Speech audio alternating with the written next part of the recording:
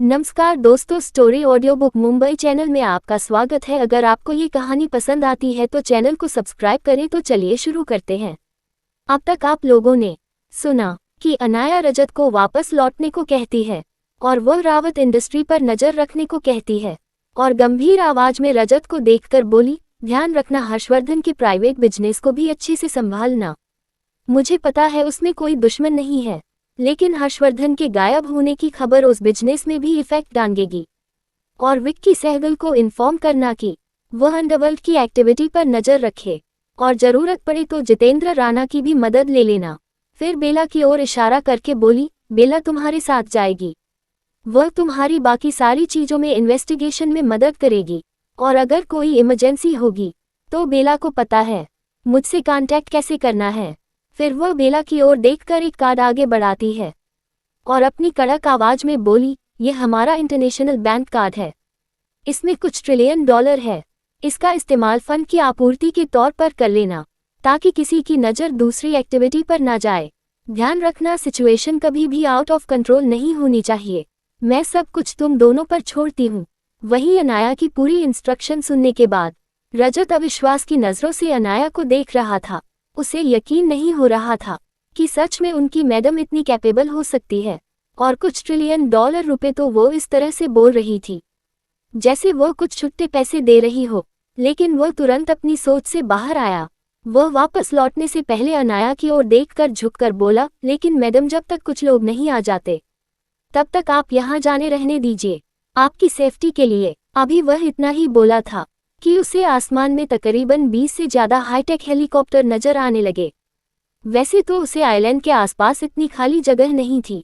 पहले ही रजत अपने साथ कुछ गार्ड्स और चॉपर लेकर आया था, जिस वजह से वहां का पूरा एरिया भरा हुआ था।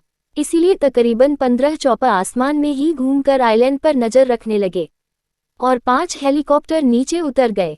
उसी हेलीकॉप्टर से कई सारे गार्ड्स बाहर निकले और तुरंत अनाया की ओर बढ़ गए।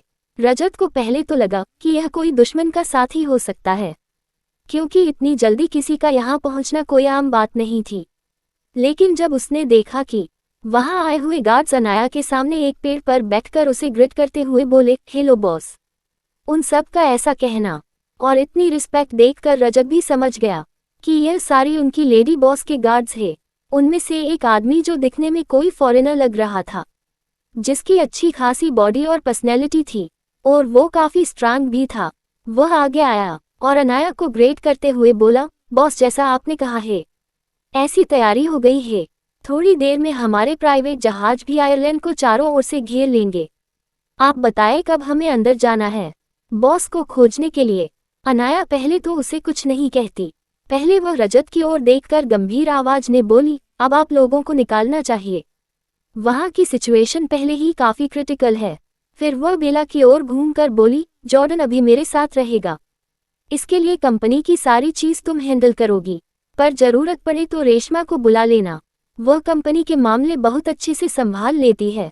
वो रिस्पेक्ट से सौर झुकाते हुए रजत के साथ वहां से निकल गई। थोड़ी देर में रजत अपने सभी आदमियों के साथ वहां से निकल गया। वहीं अनाया उस आयरलैंड को देख रही थी। उसकी आंखों में कई सारे इमोशन थे, जैसे अगर उसका बस चलता तो अभी उस आइलैंड के अंदर चली जाती। लेकिन वह जानती थी कि अभी वक्त नहीं आया है। वह पास खड़े हुए जॉर्डन की ओर देखकर बोली, सबसे पहले रोबोट को अंदर भेजो, कुछ ड्रोन को भी अंदर भेजो।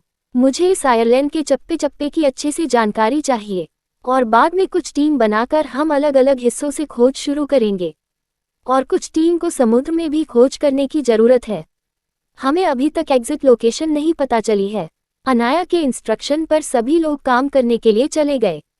चलिए मैं अपने रीडर को जॉर्डन का इंट्रोडक्शन दे देता हूँ। जॉर्डन अनाया के राइट हैंड है, जो उसकी सिक्योरिटी टीम का हेड भी है और उसकी कंपनी का चेहरा भी। अनाया का खुद का एक बहुत बड़ा अंपायर है, जिस बारे में हमें आगे पता चला था। अनाया के बिजनेस को जॉर्डन ही संभालता है और अनाया उस पर कुछ ज्यादा ही यकीन करती है। वैसे कहने को तो वह बस एक एम्प्लॉय था, लेकिन अनाया ने जॉर्डन को कई साल पहले बचाया था और उसकी बदला लेने में भी मदद की थी। और जॉर्डन अनाया के रिस्पेक्ट के साथ साथ उसे अपनी बहन की तरह मानता था। जॉर्डन के लिए अनाया उसकी बॉटम लाइन थी। किसी की नज़रें अगर अनाया पर टिक जाती तो जॉर्डन उसे अगले दिन ही गायब कर देता। उसे अनाया पर किसी की भी बुरी नज़र पसंद नहीं थी। वह एक प्रोटेक्टिव भाई की तरह उसे प्रोटेक्ट करता था। इस बारे में हमें आगे पता चलेगा। दूसरी ओर मिलिट्री कैंपस में आकाश, हर्षद और ज्ञान ऑफिस में बैठे हुए थे। वह तीनों ही परेशान थे क्योंकि उन्हें हर्षवर्धन के बारे में कोई न्यूज़ नहीं मिल रही थी। लेकिन तभी ज्ञान, जिसे खाली बैठना पसंद नहीं था, वह टीवी चला देता है और टीवी पर न्यूज़ चैनल आ रही थी। इसीलिए वहां पर ब्रेकिंग न्यूज़ चल रही थी कि मशहूर बिजनेस टाइकून हर्षवर्धन रावत हुए लापता। सूत्रों का मानना है कि उनका प्लेन क्रैश हो चुका है और वह इस दुनिया में नहीं रहे हैं, लेकिन अभी भी किसी ने इस न्यूज़ को पक्की खबर नहीं भेजी है। दूसरी ओर हेडलाइन थी, रावत इंडस्ट्री में मचा तूफान। ऐसी कई सारी बातें न्यूज़ में आ रही थी। वही उसको सुनकर जिंदल ब्रदर्स के तो आंखें ही बाहर आ गई थी। हर्षद अपनी जगह पर खड़े होते हुए परेशान आवाज में बोला, ऐसा कैसे हो सकता है? हर्षवर्धन को कुछ कैसे हो सकता है? उसके पास तो इतनी सिक्योरिटी है। ये सुनकर आकाश भी परेशान होकर न्यूज़ को देख रहा था। वह भी परेशान होकर बोला, इसलिए प्रिंसेस इतनी जल्दी में थी। उसे जरूर इस बारे में पता चला होगा, इसीलिए वह इस तरह से गई थी। अब हर्षद और आकाश कुछ ज्यादा ही परेशान हो रहे थे। वह तुरंत किसी को फोन लगाने लगे ताकि वह अनाया के बारे में खबर निकाल सके। उन्हें हर्षवर्धन की भी चिंता हो रही थी। कहीं से कोई न्यूज़ नहीं आ रही थी और वह किसी को इस बारे में बता भी नहीं सकते थे। न ही वह अपने परिवार में इस बारे में इन्फॉर्म कर सकते हैं। जाहिर सी बात है, किसी को भी अनाया और हर्षवर्धन के रिश्ते के बारे में पता नहीं था। लेकिन अभी भी उन्हें किसी भी तरह की कोई भी न्यूज़ नहीं मिल रही थी, इसीलिए वह लोग परेशान थे। तभी ज्ञान, जो कुछ ज्यादा ही परेशान चल रहा था, वह तुरंत हर्षद और आकाश को देखकर बोला, भाई इस बारे में भाभी को जरूर पता होगा। रेशमा भाभी सिस्टर की काफी क्लोज है, उन्हें इस बारे में जरूर पता होगा। ये सुनकर तुरंत हर्षद जिंदल रेशमा को फोन कर देता है ताकि वह अनाया के बारे में कोई न्यूज़ जान पाए।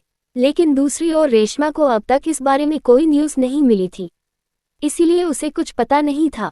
लेकिन इस न्यूज़ को सुनने के बाद वह भी परेशान हो गई।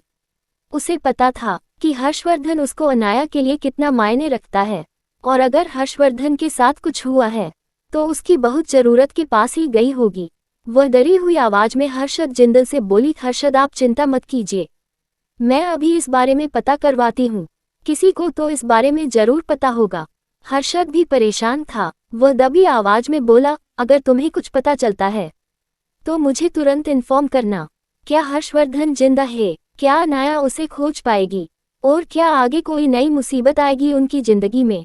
अगर आपको अगला एपिसोड चाहिए तो लाइक करें, कमेंट करें और चैनल को सब्सक्राइब करें।